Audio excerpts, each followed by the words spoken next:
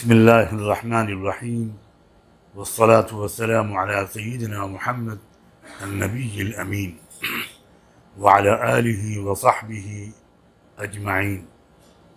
ساری دنیا میں یہ خبر پھیل چکی ہے کہ کل صبح بلکہ علی الصباح فلسطین کے مظلوم مجاہدین نے دہشت گرد اسرائیل پر ایک زبردست حملہ کیا ہے۔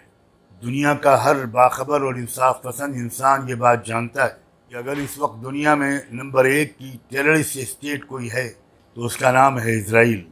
یہ ایک ناجائز اولاد ہے امریکہ اور برطانیہ کی، ان انگریزوں کی جن کے خلاف آزادی کی لڑائی ہمارے ملک میں بھی لڑی گئی۔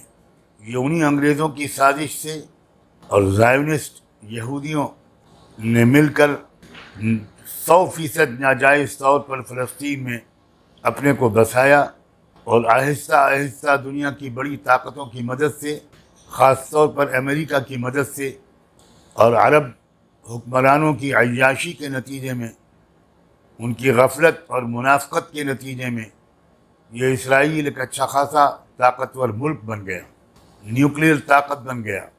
کوئی پابندی اس پر نہیں لگائی گئی، کبھی ویپنس آف میس ڈسٹرکشن کے تحت اس کی کوئی جانچ پڑتال نہیں کی گئی۔ ساری دنیا کی شیطانی طاقتوں نے مل کر اس بچے کو دودھ پلا کر جوان کر دیا۔ یہ مغرور ہو گیا، یہ گھمنڈی ہو گیا، یہ سرکش ہو گیا، یہ دہشت گرد ہو گیا۔ اس نے ہزاروں فلسطینیوں کو جان سے مارا، اور اب تو بات یہاں تک پہنچ گئی ہے اس کی منمانی کی کہ کسی وقت بھی کوئی بھی چند 2-4 یہودی کسی فلسطینی کے آبائی گھر پر بیل بجاتے ہیں اور کہتے ہیں کہ 15 منٹ کا وقت ہے، آپ اس مکان کو خالی کر دیجئے، آج سے یہ گھر ہمارا ہے، اور وہ فلسطینی اگر مزاحمت کرتے ہیں تو اسی وقت ان کو جان سے مار دیا جاتا ہے یا ان کو گرفتار کر کے قید میں ڈال دیا جاتا ہے، 20-30 سال تک وہ جیل میں پڑے رہتے ہیں۔ یہ ہے وہ دہشت گرد اسرائیل۔ مظلوم فلسطینیوں نے بہت صبر کیا، اور میں سلام کرتا ہوں حماس کے زندہ دل نوجوانوں کو کہ انہوں نے اپنے آپ کو منظم کیا۔ ایک چھوٹی سی غزہ پٹی میں وہ قید کر دیے گئے، دنیا کی وہ سب سے بڑی اوپن جیل ہے، وہاں کھانے پینے کی چیزیں بھی اسرائیل کی اجازت کے بغیر اندر نہیں آ سکتی، وہاں بچوں کی چاکلیٹ اور دوائیں بھی اب اسرائیل کی اجازت کے بغیر غزہ پٹی کے اندر داخل نہیں ہو سکتی۔ بے شمار مرتبہ اسرائیل بمباری کر چکا ہے، بے شمار نوجوانوں کو، لڑکوں اور لڑکیوں کو، بوڑھوں کو، بچوں کو شہید کر چکا ہے، مگر اللہ اکبر، یہ ہے فلسطین کی قوم۔ کتنی عظیم ہیں وہ مائیں جنہوں نے ایسے جیالوں کو جنم دیا، کتنے عظیم ہیں وہ استاد، وہ مربی جنہوں نے نوجوانوں کی ایسی تربیت کی۔ دنیا حیران ہے کہ اس حصار میں رہ کر انہوں نے کیسی عسکری تربیت حاصل کی، کیسے راکٹ اور میزائل بنائے۔ دنیا نے کل سے وہ ویڈیو بھی دیکھے ہیں، 20 بے شمار ویڈیو، جس میں وہ نام نہاد بہت بڑی طاقت اسرائیل کے لوگ چوہوں کی طرح بھاگ رہے ہیں، چیخ رہے ہیں، چلا رہے ہیں۔ یہ بزدل قوم ہے، دو شیطانی طاقتوں کے سہارے دہشت گرد بن گئی۔ جو لوگ میری گفتگو سنتے رہتے ہیں، میں قرآن و حدیث کے ایک چھوٹے سے طالب علم کی حیثیت سے 20-30 سال سے ایک بات کہہ رہا ہوں کہ دنیا میں ظلم و انصاف کی جو آخری فیصلہ کن لڑائی ہوگی وہ دراصل سرزمین فلسطین میں ہوگی۔ اس میں مجھے کوئی شک نہیں ہے، جتنا یقین مجھ کو اسلام کی صداقت اور رحمت دو عالم صلی اللہ علیہ وآلہ وسلم کی نبوت اور رسالت پر ہے، اور اس بات پر ہے کہ قرآن کا ایک ایک حرف برحق ہے، اتنا ہی یقین اس بات پر ہے کہ ظلم و انصاف کا جو آخری فیصلۃ المعرکہ ہوگا وہ اسی سرزمین پر ہوگا، اور اس فیصلۃ المعرکے کا وقت دن بدن بڑی تیزی سے قریب آ رہا ہے، اور جو کچھ ہم دیکھ رہے ہیں سن رہے ہیں یہ سب اس کی علامتیں اور آثار ہیں۔ یہ صبح روشن کی صبح صادق ہے۔ اس لیے میں تمام مسلمانوں سے، مردوں اور عورتوں سے، بوڑھوں جوانوں سے، چھوٹے چھوٹے بچوں سے بھی یہ گزارش کر رہا ہوں کہ ہم یہاں بیٹھ کر اور کچھ نہیں کر سکتے۔ ہم خود ایک ایسی ریاست میں ہیں جہاں روز ظلم کے نئے ریکارڈ توڑے جا رہے ہیں۔ ہم کم سے کم اتنا کریں کہ روزے رکھ کر، صدقے نکال کر مسجدوں میں ایک ایک دن، دو دو دن، تین تین دن کا اعتکاف کر کے دعائیں مانگیں، گڑ گڑائیں، لمبی نمازیں پڑھیں، صلاۃ الحاجت پڑھیں، سجدے میں گڑ گڑا کر ان مظلوموں کے لیے دعا کریں، ان مظلوموں کی فتح کے لیے دعا کریں۔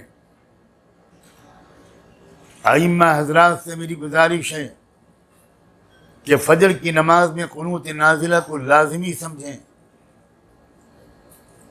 اب تو کوئی گنجائش ہی نہیں ہے اس بات کی کہ ہم فجر کی نماز میں بھی قنوت نازلہ نہ پڑھیں۔